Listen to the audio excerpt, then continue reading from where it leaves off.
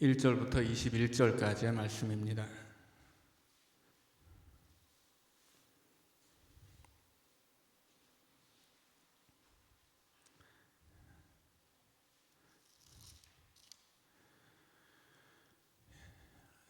레위기 20장 1절부터 우리 한 절씩 21절까지 교독하겠습니다. 여호와께서 모세에게 말씀하여 이르시되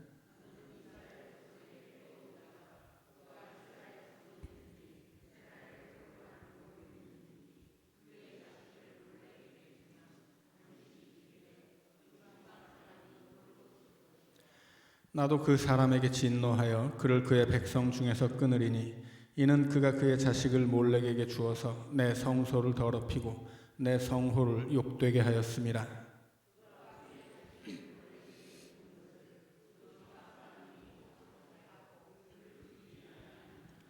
내가 그 사람과 그의 권속에게 진노하여 그와 그를 본받아 몰렉을 음란하게 섬기는 모든 사람을 그들의 백성 중에서 끊으리라.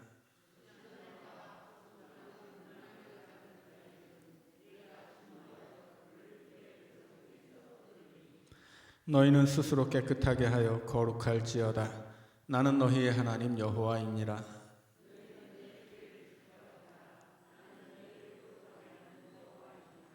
만일 누구든지 자기의 아버지나 어머니를 저주하는 자는 반드시 죽일지니 그가 자기의 아버지나 어머니를 저주하였은즉 그의 피가 자기에게로 돌아가리라.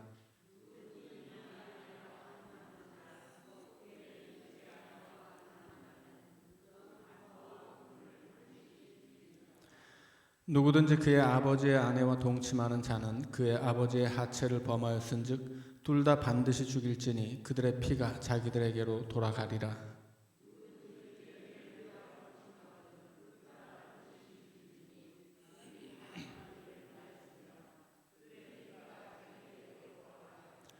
누구든지 여인과 동침하듯 남자와 동침하면 둘 다 가증한 일을 행함인즉 반드시 죽일지니 자기의 피가 자기에게로 돌아가리라.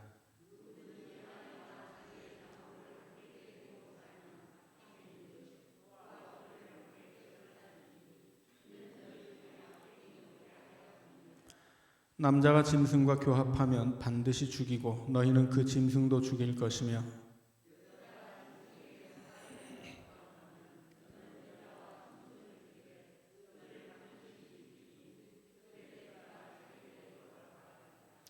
누구든지 그의 자매 곧 그의 아버지의 딸이나 그의 어머니의 딸을 데려다가 그 여자의 하체를 보고 여자는 그 남자의 하체를 보면 부끄러운 일이라. 그들의 민족 앞에서 그들이 끊어질지니 그가 자기의 자매의 하체를 범하였은즉 그가 그의 죄를 담당하리라.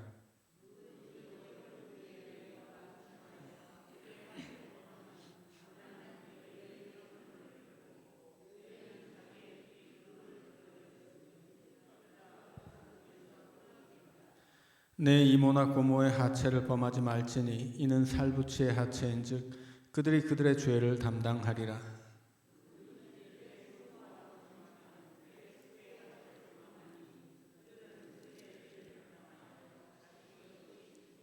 자, 같이 읽습니다.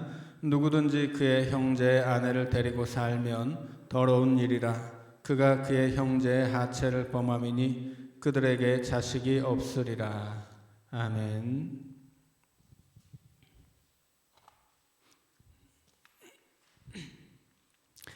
자, 레위기라고 하는 책의 목표는 너무 분명하죠. 이 레위기의 목표는 거룩입니다. 자, 거룩하라는 말씀이 레위기의 가장 중요한 명령인데 거룩을 위한 수단이 있어요. 자, 거룩을 위한 수단이 뭐가 있습니까? 거룩을 위한 수단으로는 희생 제사가 있고요. 그 다음에 속죄일이 있습니다. 그리고 정결법과 성결법이 있죠. 그래서 처음에 레위기를 시작하면서 1장부터 7장까지 제사에 관한 이야기가 있었고요. 그 다음에 11장부터 15장까지가 정결법 이야기였습니다. 그리고 16장이 이제 속죄일이고, 그 다음에 18장부터 20장까지가 이제 성결법입니다.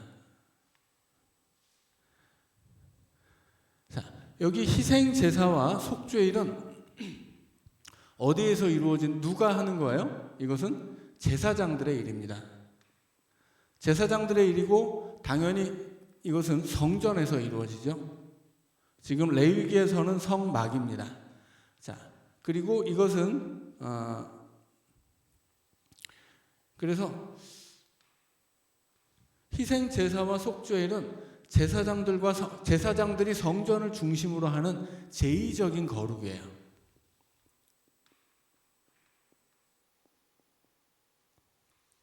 제의적인 거룩이라면, 자, 정결법과 성결법은 이것은 누가 지키는 겁니까? 이건 백성들이 지키는 겁니다.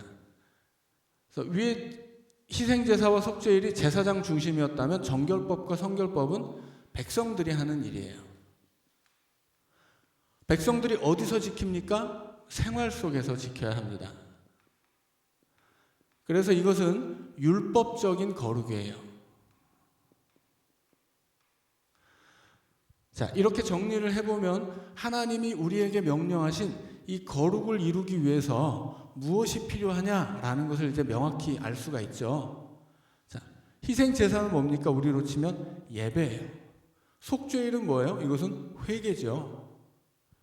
자, 이것은 구약 시대에는 제사장 중심으로 성전에서 이루어지던 것입니다. 뭐 오늘날에는 뭐 그런 장소나 사람의 구별은 없죠. 자, 그런데 예배와 회개가 제사장 중심으로 성전에서 이루어졌다면 백성들은 구경만 하고 있었던 것은 아니에요. 백성들도 이 제사장과 성전은, 제사장은 백성들의 대표자들이고 성전은 이 가나안이라고 하는 땅을 대표하는 지성소이죠. 자, 그러나 백성들도 훨씬 더 적극적으로 이 거룩에 참여해야 하는데 그것을 위해서 주어지는 것이 정결법과 성결법입니다. 그리고 이것은 율법으로 주어졌기 때문에 이 사람들의 생활 속에서 지켜야 하는 거예요. 그래서 예배와 생활이 동시적으로 이루어져야 되는 거죠. 다르게 적어보자면, 자, 여기 제사가 있고 그 다음에 속죄일이 있단 말이죠. 앞 뒤에서 이제 정결법과 성결법을 하나님이 가르쳐 주십니다.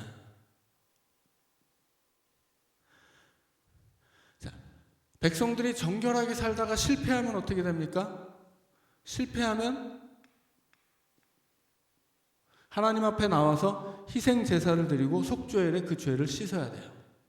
그러면 어떻게 됩니까? 다시 정결을 회복하게 되는 것입니다.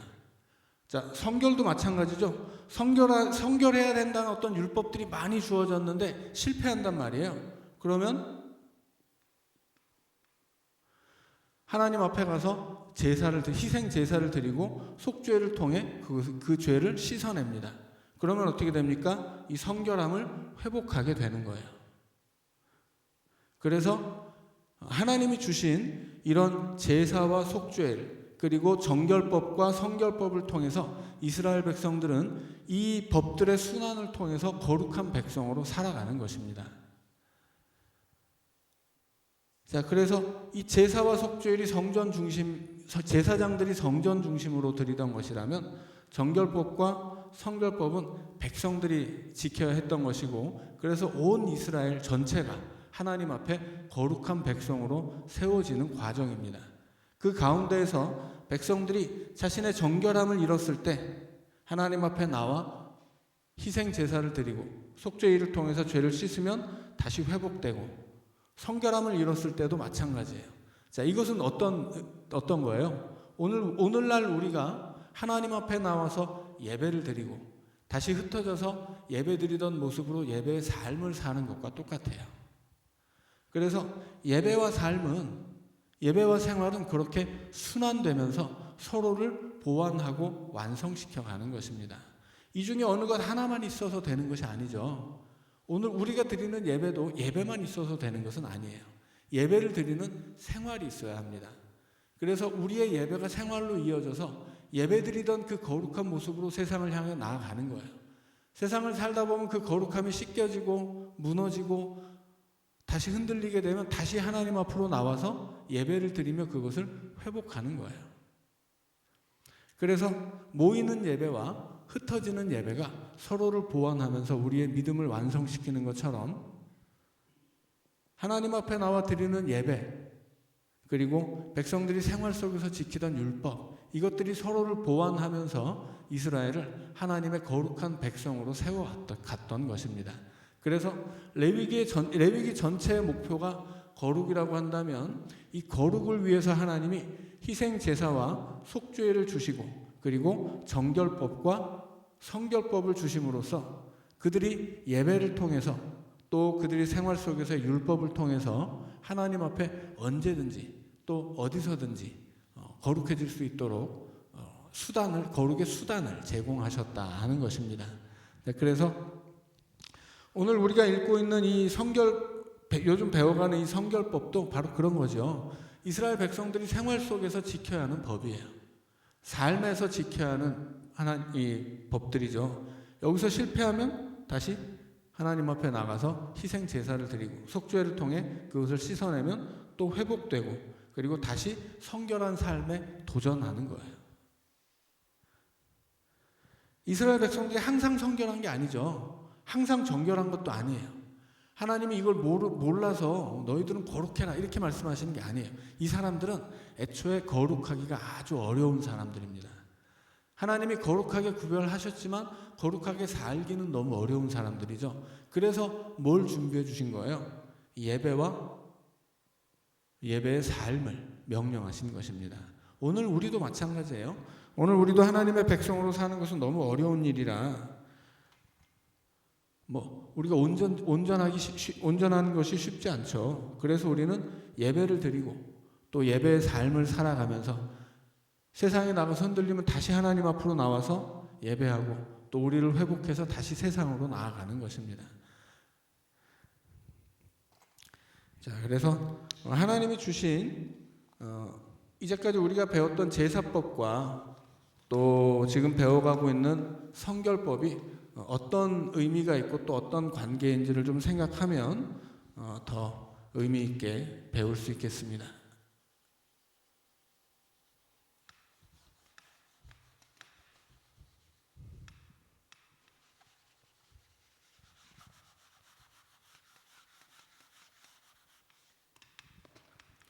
자, 오늘 본문의 말씀을 보면 여기서 이제 18장부터 20장까지 성결법이라고 말씀을 드렸죠. 18장에서 20장이니까 이런 구조는 항상 이 중간에 있는 것이 더 중요하다고 말씀드렸죠. 그래서 18장과 20장은 좀 반복하는 내용들이 많이 있습니다.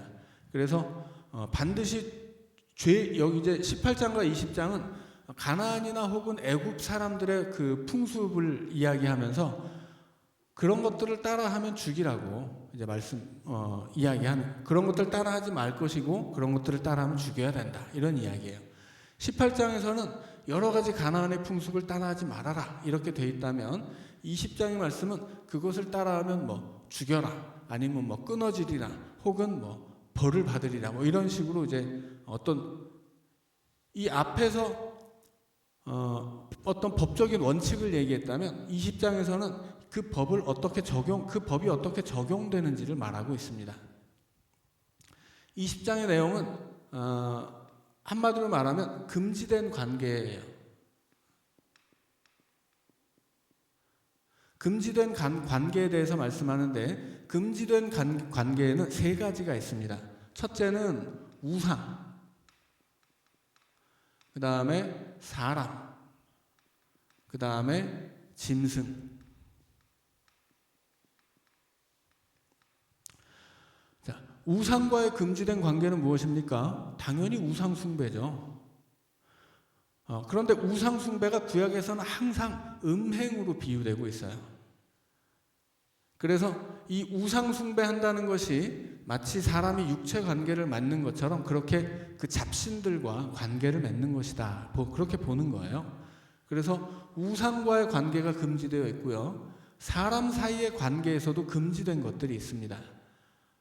어떤 것들이 금지되냐면 삼촌 이내의 관계가 금지되고요. 그리고 동성애가 금지되죠.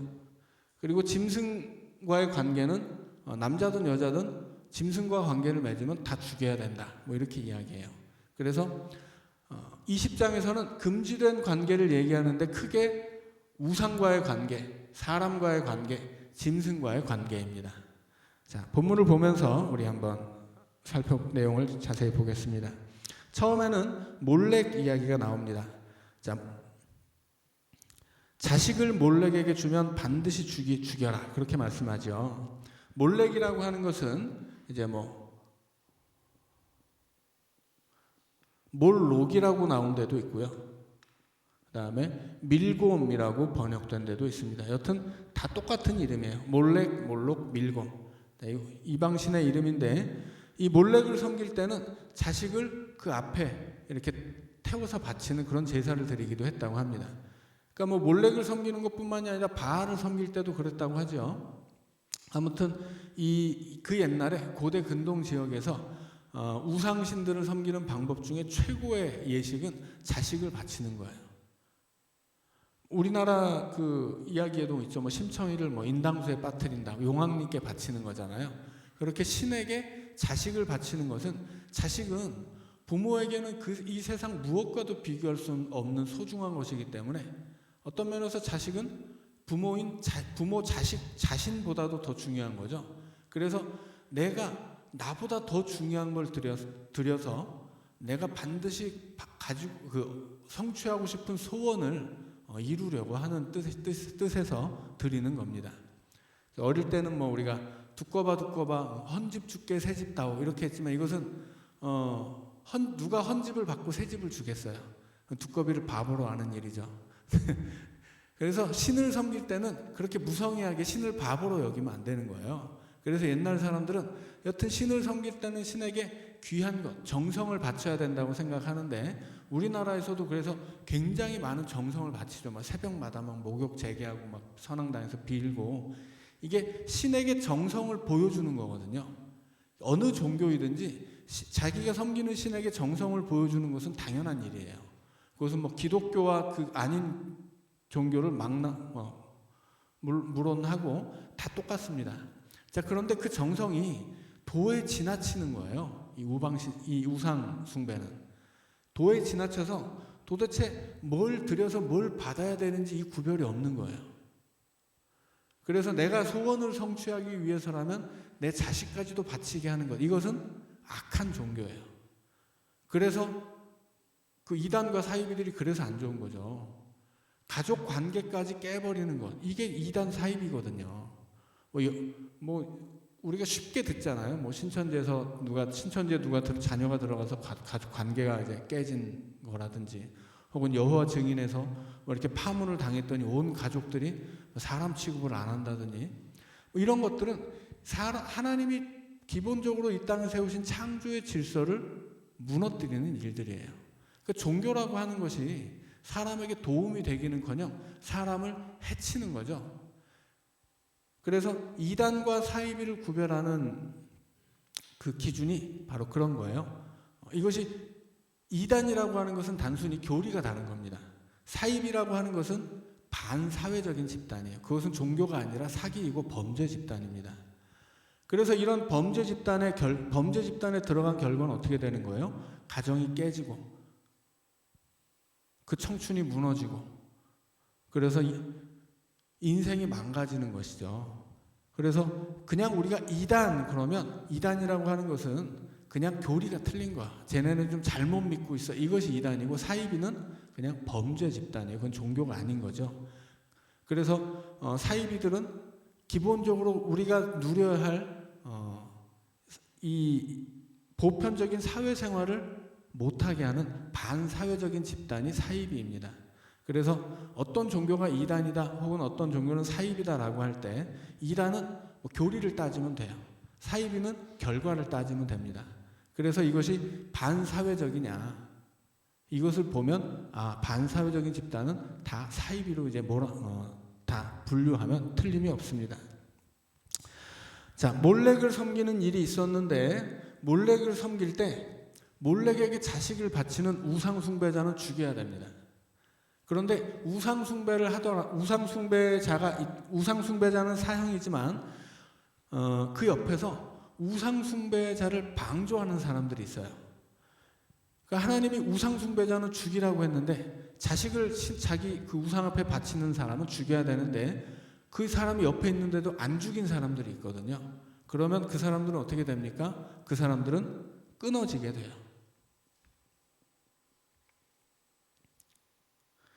자, 우상을 숭배해서 자식까지 바친 사람은 사형이에요.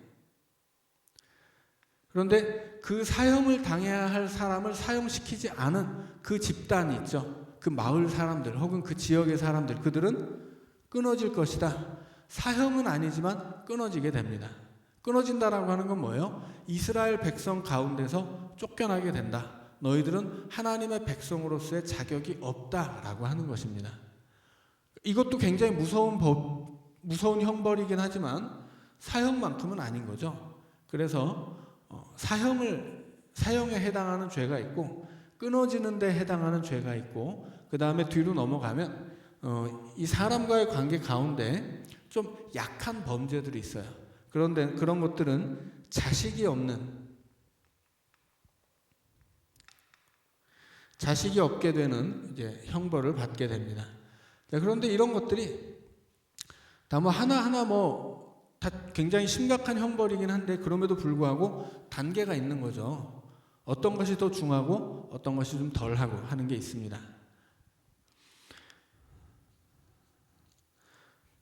자, 6절에서도 이제 접신한 자와 박수무당을 음란하게 따르는 자 이야기가 나와요. 근데 뒤에 20장 마지막 절에 가면 27절에서 남자나 여자나 접신하거나 무당이 되면 죽여라 그렇게 이야기합니다. 접신하거나 무당이 되면 죽여야 되고 6절에서는 그런 접신하는 자와 무당을 음란하게 따르는 자는 끊어질 것이다. 경중이 있는 거죠. 무당이 된 사람들은 사형이고 무당을 따르는 사람들은 끊어지는 거예요. 자, 그래서 이제 우상을 섬길 때 우상 숭배자들은 죽여야 되고 우상을 따르는 자들은 이스라엘에서 이제 끊어지게 됩니다. 그 다음에 나오는 것이 이제 사람에 관한 이야기예요. 9절부터 14절까지 사람 사이에 금지된 관계가 나오는데 제일 처음에 아버지와 어머니를 저주하는 자는 반드시 죽여라. 이제 이렇게 이야기합니다.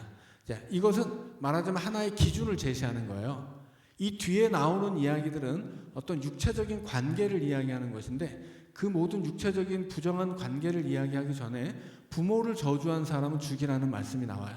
이거는 기준을 세우는 것인데 뒤에 나오는 사형에 해당하는 범죄들이 있거든요. 그런 사형에 해당하는 부정한 관계들은 앞에서 기준으로 세운 부모를 저주하고 죽는 것과 똑같다라는 이야기예요.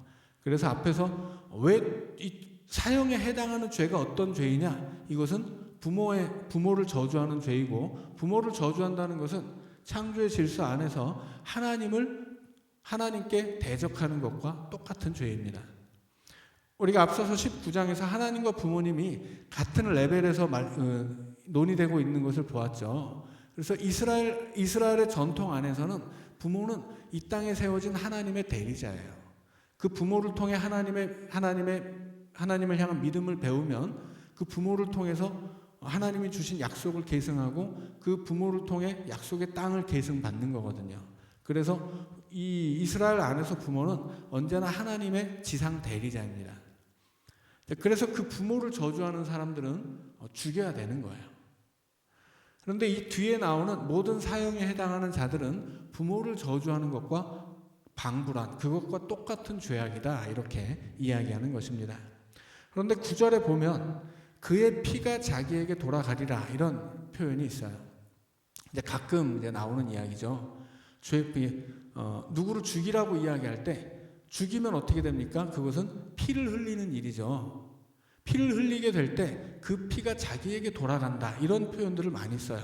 이게 어떤 뜻이냐면 창세기 4장을 보면 가인이 아벨을 죽인 이야기가 나옵니다. 가인이 아벨을 죽였을 때 하나님이 가인을 찾아오셔서 이야기하시는데 아벨의 피가 나에게 호소한다, 그렇게 이야기합니다. 그러니까 가인이 아벨을 죽이고 그 아벨이 흘린 피가 그냥 땅으로 스며들어서 사라지는 게 아니에요. 그 피는 하나님을 향해 나온다라고 하는 거죠. 왜냐하면 억울하게 죽었기 때문이죠. 억울하게 죽은 피는 하나님에게 그 억울함을 호소해서 하나님이 그것을 갚아준다라고 하는 이야기예요. 그래서 피는 그 억울하게 흘린 피는 하나님 앞으로 나아가게 되는 것입니다. 자, 그렇다면 그 피가 자기에게 돌아온다는 뜻은 무슨 이야기예요? 이건 억울한 죽음이 아니다, 그런 뜻이에요. 억울한 죽음은 그 피가 하나님을 향해 나아가는데 이건 그 피가 자기에게 돌아와요. 이건 죽어도 싸다, 죽을만 했다, 그런 뜻이에요. 억울한 것 조금도 없다, 그런 뜻이죠. 하나님께 뭐라고 하소연할 수가 없다, 그런 뜻입니다. 자, 그래서 그의 피가 자기에게로 돌아가리라. 가끔씩 이런 이야기가 나오는데 도대체 뭔 뜻이야 궁금하실 텐데 창세기 4장에서 아벨의 이야기를 생각하시면 됩니다. 자, 그래서 마땅히 죽어야 하는 죄로 죽는다면 그것은 억울할 것이 없고 그 피는 그저 자기에게로 돌아가서 어디다가 하소연할 데가 없다, 그렇게 생각하시면 되겠습니다. 자, 이제 10절부터 어떤 관계를 가지면 죽여야 되는지 나오는데 제일 처음에는 이웃의 아내와 간음한 사람, 그리고 아버지의 아내와 간음한 사람, 그리고 며느리와 간음한 사람입니다. 이웃의 아내와 간음한 사람은 당연히 죽는 거죠.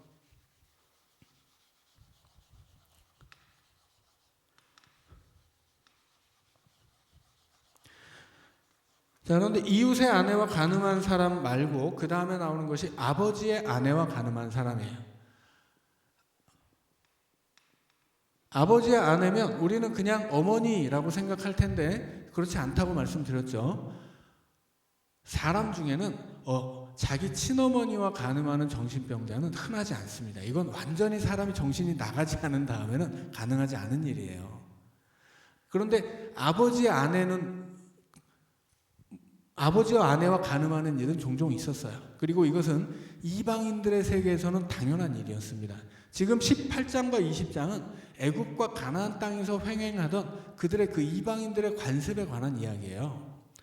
아버지 아내라는 건 뭐예요? 아버지가 첩으로 들인 여자 종을 이야기하는 겁니다. 학렬상으로 따지고 보면 아버지 아내가 맞는 거죠. 그래서 어떻게 보면 어머니라고 부를 수도 있는데 이 시대에는 어머니가 되지 않았어요.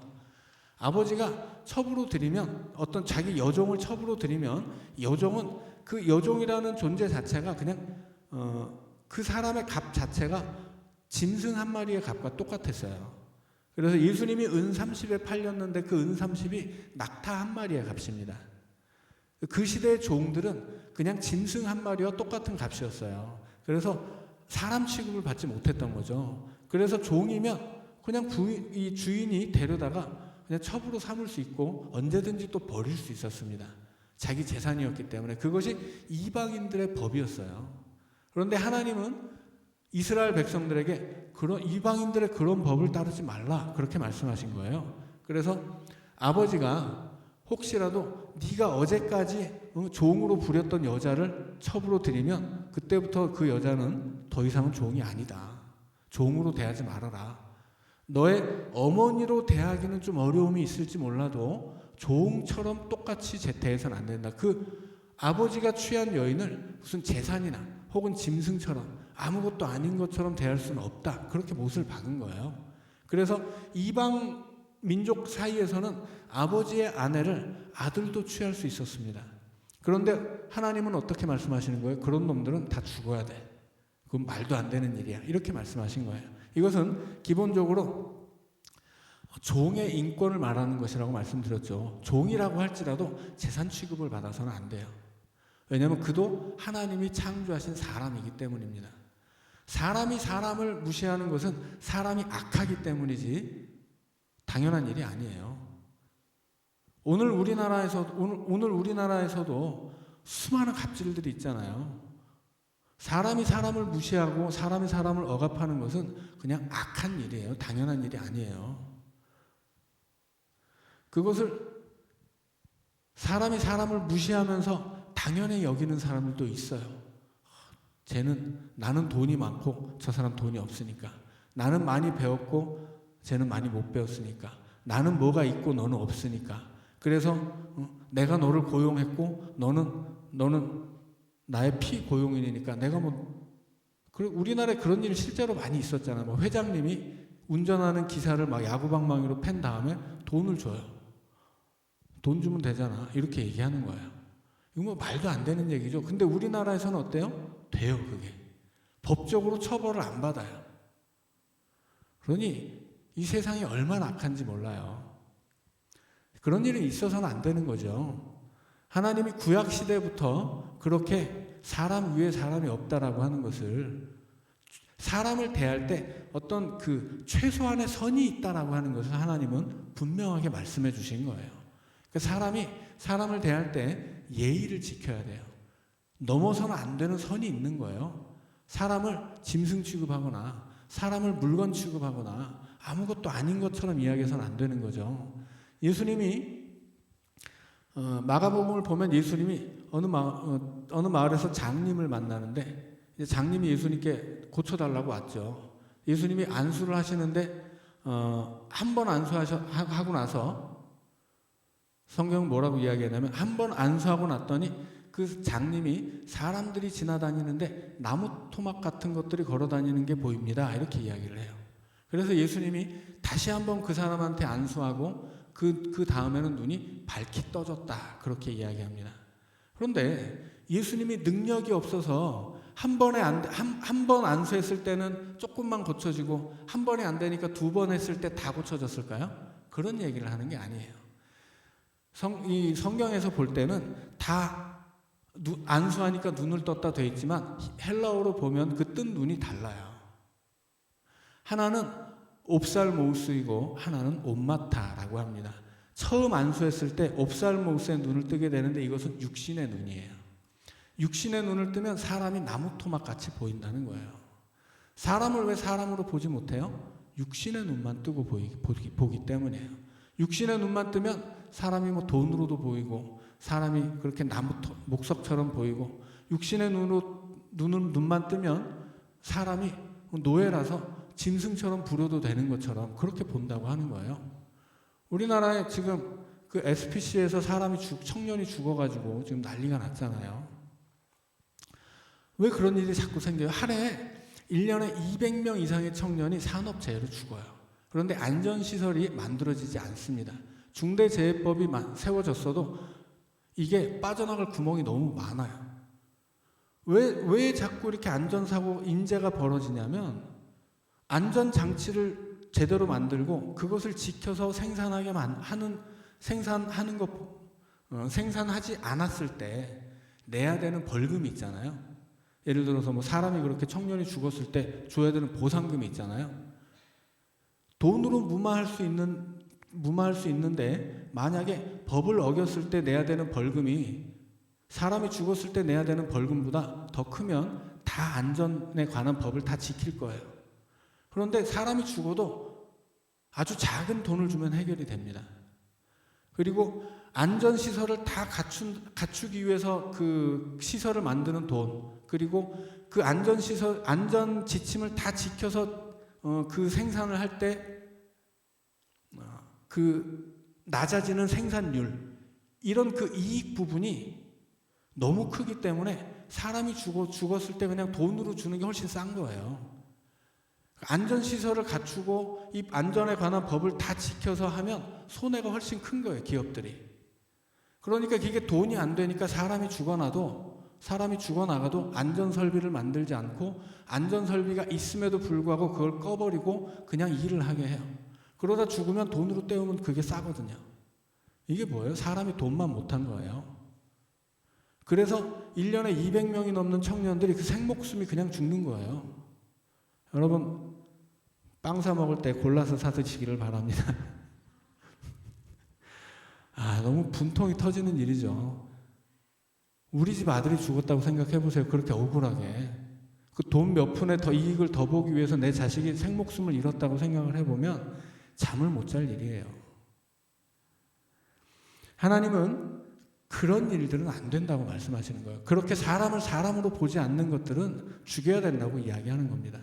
예수님도 안수를 했을 때 이 육신의 눈만을 뜨고서는 사람이 사람으로 안 보이는 거예요. 그래서 어떻게 됩니까? 한 번 더 안수를 하세요. 그러면 그 다음에는 영의 눈이 뜨게 돼요. 마음의 눈을 뜨게 됩니다. 그러면 그렇게 두 번째 안수를 하자 세상을 밝히 보게 되었다. 그렇게 이야기합니다. 육신의 눈만 뜨고 사람을 사람으로 보지 못하는 사람들은 세상을 밝히 보지 못하는 사람들이에요. 사람이 귀한 것을 모르는 사람들은 눈이 어두운 사람들입니다. 눈뜬 장님인 거죠. 자, 그래서 사람 사이에 금지된 관계, 이것을 어겼을 때는 반드시 죽여야 되는 관계, 그것은 이웃의 아내를 탐할 때, 그리고 아버지의 아내를 탐할 때, 그리고 며느리를 탐할 때, 세 가지 경우입니다. 그래서 이것은 가정에서 일어날 수 있는 일이죠. 가정에서 일어날 수 있는 일인데 이것이 단순히 며느리 혹은 아버지의 아내 이런 것들은 뭐예요? 그냥 일반적인 우리가 생각하는 그런 관계가 아니라 종들 때문에 생겨나는 관계라고 생각하시면 맞겠습니다. 자, 그 다음에 사람과 사람 사이에서 있어서는 안 되는, 반드시 죽여야 되는 관계가 뭐냐면 첫째는 동성애이고 둘째는 아내와 장모를 동시에 데리고 사는 것입니다. 특별히 아내와 장모를 동시에 데리고 사는 사람은 불살라야 된다고 이야기하죠. 불사른다는 것은 사형 중에 가장 최고의 형벌입니다. 사형도 오늘날 이렇게 우리나라에서 우리나라는 이미 사형이 없는 나라이지만 오늘날에 사형을 할 때 공산국가에서는 막 총살을 하기도 하죠. 그리고 보통은 교수형을 합니다. 그리고 혹은 전기 의자에서 이렇게 쇼크살을 하게 한다거나 이렇게 독약을 주입한다거나 아무튼 사람을 죽일 때도 여튼 너무 극심한 고통을 받지는 않게 죽이는 방식으로 사형이 집행되고 있어요. 그래서 중국이나 북한 같은 경우에 이렇게 공개 처형을 하고 총살을 하죠. 이런 것이 안 좋은 것은 사람을 죽일 때 사람을 마치 짐승처럼 죽이기 때문에 공산국가인 거예요. 인권이라는 게 없죠. 기본적으로 인권이 중요한 나라들에서는 사람을 사용하더라도 그렇게 잔인하게 죽이지는 않습니다. 그런데 사람이 죽는 방법에 여러 가지가 있는데 제일 편안한 죽음이 교수형이라고 하죠. 근데 반대로 이제 사람이 배려되는 죽음의 방식들이 여러 가지 있다고 하더라도 여튼 제일 극악한 난이도로 제일 큰 고통을 받으며 죽는 방법은 뭐냐면 불태워 죽이는 거예요. 성경 안에서는 이제 예수님은 십자가에 죽죠. 십자가에 죽이는 것은 이것은 고통도 굉장하지만 이것은 어디에 초점이 있냐면 수치에 초점이 있습니다. 십자가는 수치를 주는 데 초점이 있는 거예요. 왜냐하면 그 시대에 이스라엘을 비롯해서 이스라엘 인근에 그 시대의 이스라엘 인근의 모든 나라와 민족들 안에서는 목숨보다 중요한 게 명예였기 때문에 그 명예를 다 짓밟고 수치스럽게 죽이는 것이 십자가예요. 당연히 십자가도 아주 굉장히 지독한 고통이 있지만 그보다 더 중요한 것은 수치입니다. 근데 불태워 죽이는 것은 여튼 최대한 고통스럽게 죽이겠다는 뜻이에요. 그래서 여러 가지 죽여야 되는 죄들이 있는데 그 중에 가장 큰 형벌은 뭐냐면 형벌로 죽어야 되는 사람은 아내와 장모를 동시에 데리고 사는 사람입니다. 이것은 여튼 어느 뭐로 말하든 말이 안 되는 거죠. 여기서 데리고 산다는 것은 뒤에도 나오는데 결혼이 아닌 혼외 관계이고 결혼으로 성립될 수 없는 부적절한 관계일 때 데리고 산다 이렇게 표현을 합니다. 그 다음에 이제 15절 16절로 가면 짐승과의 금지된 관계를 하는 사람이라면 남자든 여자든 다 죽여야 된다 이렇게 이야기하죠. 굳이 여기서 남자와 여자를 구별한 이유는 뭘까요? 그 시대에 남자와 여자가 구별되었기 때문이에요. 오늘날에는 그냥 남자 여자하고 큰 차이가 없잖아요. 근데 이 시대에는 차이가 많았습니다. 그래서 사람 그러면 남자를 얘기하는 것이지 여자는 사람에 들어가지 않았어요. 이건 시대와 장소가 다르기 때문에 어쩔 수 없는 부분이죠. 다만 하나님은 그런 것들을 그런 그 시대의 한계를 명확하게 뛰어넘는 이야기들이 구약에 많이 나오죠. 그래서 성경이 굉장히 놀라운 거예요. 어떻게 이스라엘이라고 하는 그 시대의 작은 나라가 아주 그 시대의 어떤 큰 문화의 흐름 속에 묻혀서 떠밀려갈 수밖에 없었던 민족이 어떻게 그 시대를 거스르는 이런 혁명적인 법과 이런 혁명적인 어떤 신앙들을 가지고 있을 수 있는가? 대단한 일이거든요. 예를 들어서 흔히 우리가 월화수목금토일 이렇게 요일을 붙이잖아요. 이게 굉장히 오래된 방식입니다. 이 월화수목금토일에 나오는 것들은 다 뭐예요? 신의 이름들이에요. 태양신, 달신, 바람신, 무슨 물신, 흑신, 이런 다 신의 이름들이거든요. 그런 이것이 고대에는 일반적이었습니다. 어느 나라, 어느 민족에서도 다 신의 이름을 붙여서 요일을 셌어요. 그런데 이스라엘은 그렇게 하지 않아요. 뭐라고 합니까? 첫째 날, 둘째 날, 셋째 날, 일곱째 날까지 신의 이름이 없어요. 이것은 뭐냐면 너희들이 믿는 신을 우리는 인정하지 않는다, 그런 뜻이에요. 이게 가능한 나라가 그 시대에는 없었어요. 왜냐하면 그 시대에는 다 그렇게 그 우상을 섬기며 살았거든요. 그런데 유난히 이스라엘만큼은 그렇게 하지 않는 거예요. 그 작은 약소 국가가 먼저 생겨난 수많은 앞선 어마어마한 제국들이 많았고 그들이 만들어 놓은 문화 속에서 생겨난 후발주자들이었는데, 그럼에도 불구하고 그들은 앞선 나라들, 더 강력하고 더 잘 사는 나라들의 문화를 전혀 따르지 않아요. 이거는 사실은 역사적으로 이것이 가능한 것인 일인가, 이게 의문이 들 정도로 대단한 일이에요. 오늘 우리가 배우는 이 법들도 마찬가지예요. 이 시대의 이런 법들은 다른 나라들에서는 있지도 않았거니와 이런 법이 실제로 있을 수가 있었는가라고 의문을 표할 만큼 대단한 법들입니다. 그래서 이런 종을 사람으로 봐야 된다던가 여자를 사람으로 본다던가 최소한의 지켜야 될 어떤 선이 있다라는 이야기를 하는 것들이 그 시대에는 가능하지 않았던 이야기들입니다. 자, 그래서 하나님이 이런 우상과의 관계, 사람과 사람 사이에서 지켜져야 될 관계, 사람과 짐승 사이에서 지켜져야 될 관계, 이런 것을 명확하게 하시죠. 자, 오늘 우리에게는 이런 율법은 없어요. 하지만 율법의 정신만큼은 분명한 거죠. 하나님이 하나님의 백성에게 뭘 원하셨는가, 이게 분명한 거예요. 사람과 사람 사이에는 넘어서는 안 되는 선이 있다라고 하는 거예요. 하나님과 사람 사이에서도 마찬가지고 사람과 짐승 사이에서도 마찬가지입니다.